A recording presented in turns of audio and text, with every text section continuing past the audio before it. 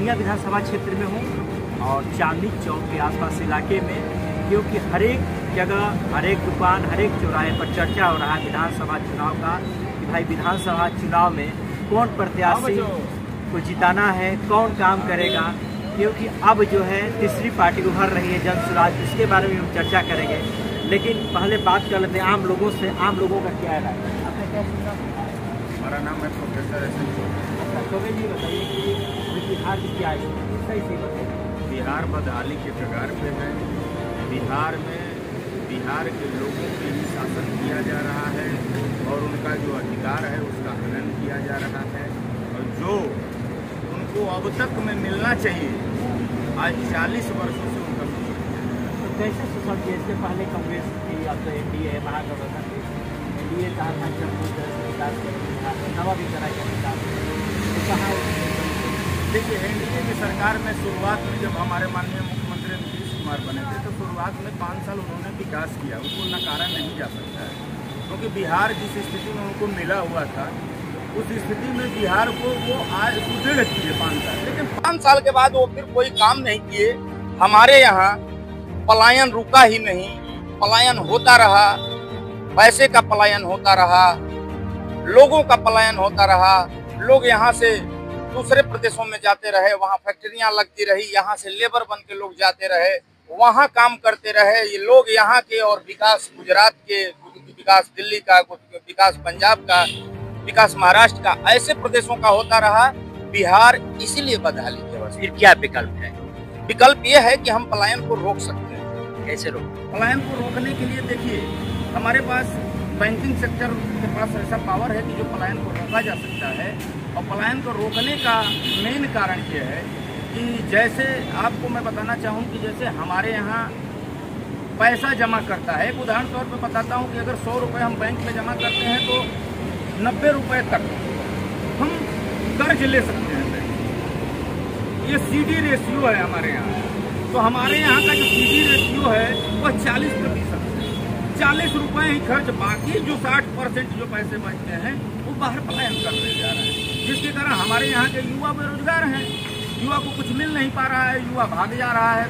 वो खड़ा युवा पर कैसे रोक लगाया? कौन सी सरकार है? हाँ, हमारी जन स्वराज पार्टी की जो सरकार है, प्रशांत किशोर जी का एक मौन मीटो है और विजन बना के रखे हुए हैं कि जो CD रेशियो में जो पैसा हमारे अन्य प्रदेशों में जा रहा है, जैसे आप CD रेशियो का उदाहरण उठा के देख लीजिए, गुजरात का CD रेशियो देख लीजिए, कर्नाटक का CD रेशियो देख लीजिए, तमिलनाडु का देख लीजिए, हैदराबाद का CD रेशियो देखिए, 90 के ऊपर जा रहे हैं। उस पैसे को हम पलायन न करके पैसे को यहाँ रोक लेंगे और यहाँ के लोगों को छोटा छोटा कर्ज देके, और जो हमारे बाहर गए हुए हैं, हमारे भाई, हमारे बंधु, हमारे बच्चे, हमारे जो बाहर जाके विचरण कर रहे हैं, उनको यहाँ रोक के यहाँ उनको रोजगार मुहैया 10-12 हज़ार का कराया जाएगा। दावा कर रहे हैं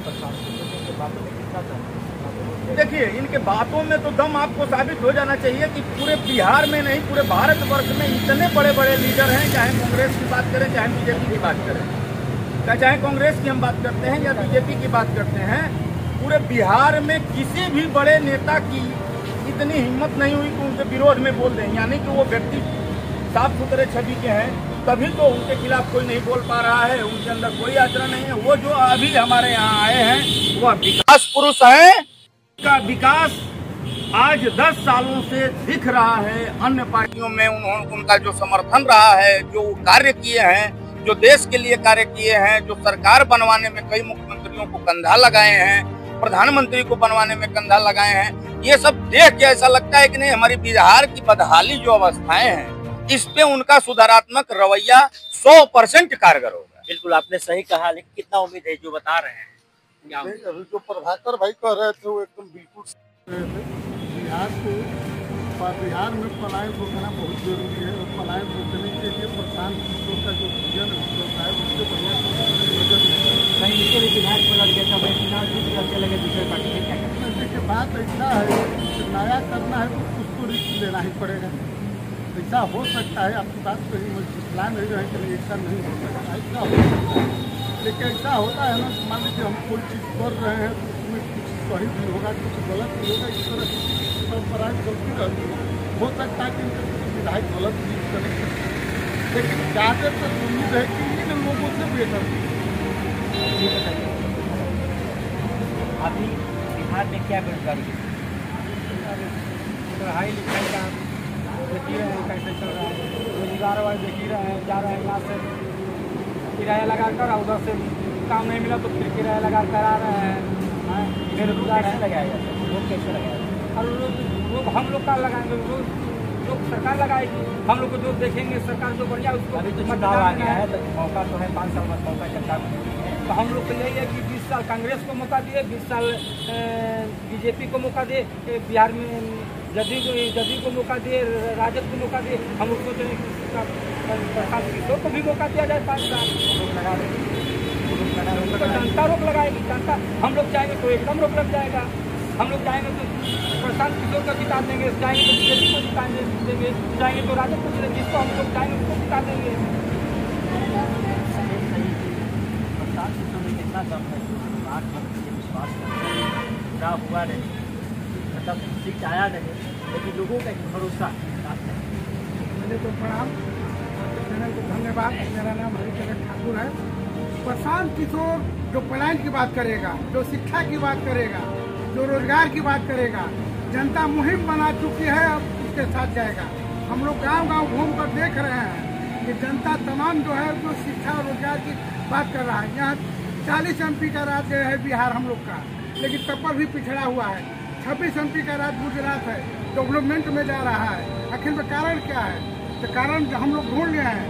हम लोग राजद को मौका दिए, हम लोग जदयू को मौका दिए, इतनी बार हम लोग जनसुराज को मौका देने का मौका दिया। इसलिए जब तक जनसुराज नहीं आएगा, जब तक प्रशांत किशोर नहीं आएंगे, तब तक यहाँ का सुधरने वाला। अच्छा, बिहार में जाति पाति हावी है, जाति पाति कितना हावी रहेगा चुनाव में?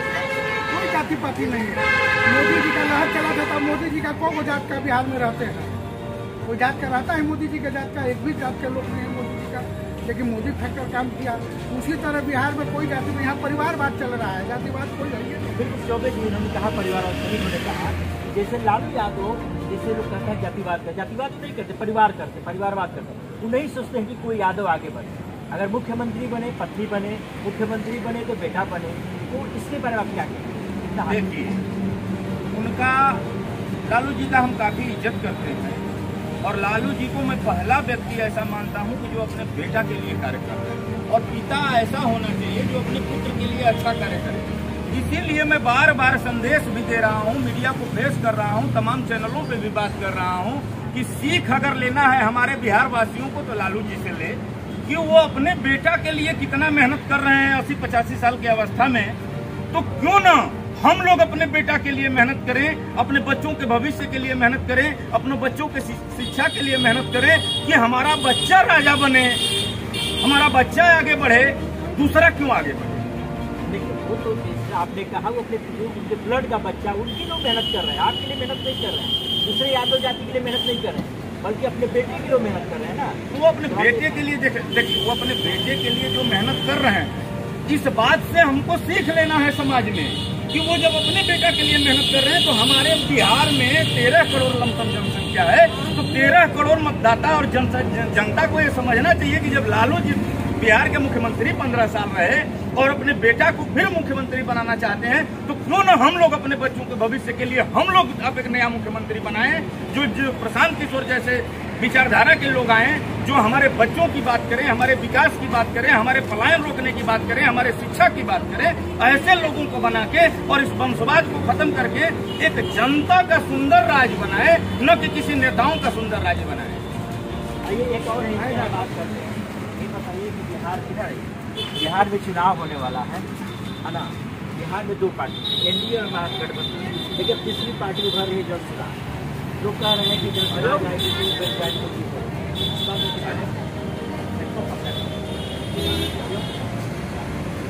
कोई भी कौन सा बेरोजगारी खत्म नहीं कर सकता।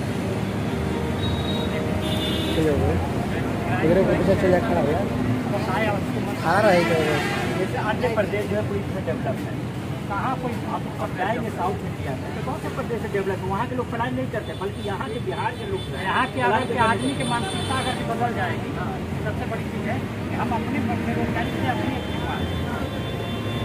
वहाँ साउथ में जो कर रहा है ना, साउथ में जो है सब लोग बिजनेस अपना जो है लगाने। यहाँ कैसे लोग लगाते? और यहाँ पर केवल बस पहले खेती था, सब लोग रोज के आते। आज खेती में जो है कि लोग भागने लगे, सरकार आज तक लोग तो आप तो बताइएगा ना, तो कैसे रोक लगाया सकता है? क्या कैसे रोक लगाया सकता है? रोक लगाने का सरकारें जो है मदद करें, है ना?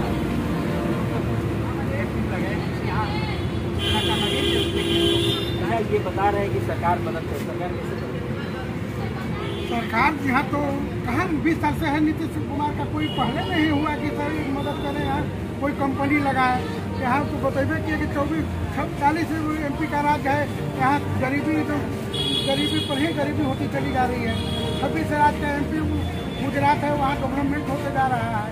यहाँ जो शिक्षा की बात करेगा, जो रोजगार रुक सकता है, जो है पलायन यहाँ बंद हो सकता है, उसके लिए मुहिम होगा। उसके लिए यहाँ नेता जो चाहेगा, केंद्र से चाहेगा, शुरू करेगा तब न रुकेगा। नेता कोई पहले नहीं करता है। एक ओनली फॉर ऐसा प्रशांत किशोर है, उन्होंने रोजगार की बात करते हैं, उन्होंने पलायन की बात करते हैं, उन्होंने शिक्षा की बात करते हैं।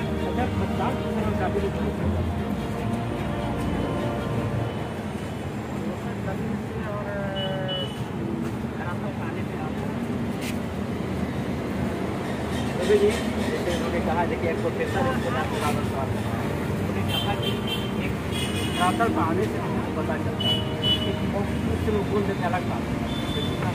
देखिए धरातल तो हमको दिख रहा है कि आज जिस हिसाब से बिहार की जनता प्रशांत किशोर जी के साथ चल रही है, आपको बताएं कि जैसे मैं एक छोटा उदाहरण देता हूँ कि वो बार बार प्रशांत जी कहते हैं कि आपको चीनी का रोग है, आपको शुगर है और आप डॉक्टर से दवा करा रहे हैं, तो डॉक्टर से दवा कराएं, शुगर तो ठीक नहीं हो रहा है लेकिन कंट्रोल हो रहा है। आप दवा खा रहे हैं लेकिन शुगर आपका ठीक नहीं है।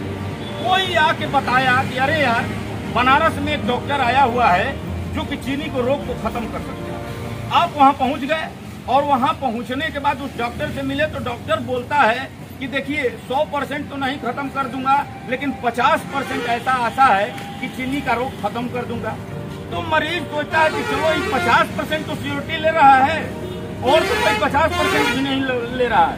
वही हमारा जनस्वराज का हाल है कि 50% तो हम सियोरिटी में हैं कि हम शुगर रोग ठीक कर सकते हैं, तो 50% बहुत होता है, यहाँ तो 5% लेने के लिए लोग तैयार हैं। आपने देखा कि ये आम जनता थी, मोहनिया की आम जनता थी। हमने इसलिए बात लोग से किया, प्रोफेसर भी हैं, पढ़े लिखे लोग हैं, आखिर बिहार में कैसे बेरोजगारी को दूर किया जा सके, यहाँ के लोगों को रोजगार कैसे मिल सके। साफ तौर पर लोगों ने कहा कि हमने सभी लोगों को देखा, लेकिन इस बार जो हमें नए जो चेहरा आ रहे हैं उनको मुझे देखना है। लेकिन अब यह देखना होगा कि नए चेहरा में कितने दम है, या अगर वो भी उनके लोग चुनाव जीतते हैं तो क्या वो भी जाके यही बात करेंगे या अन्य पार्टियों में मिल जाएंगे।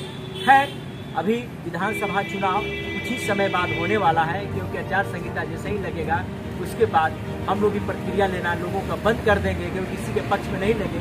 लेकिन अभी इन लोगों से हमारी बात हुई, इन लोगों ने मात्र एक ही पार्टी का नाम पकड़ा जो तकदीर बदल सकता है बिहार का। अब यह देखना होगा कि तकदीर बिहार का कैसे बदला जा सकता है और यहाँ के युवाओं को कैसे रोजगार मिल सकता है। इस समय एबी न्यूज के लिए कैमूर से अशोक कुमार।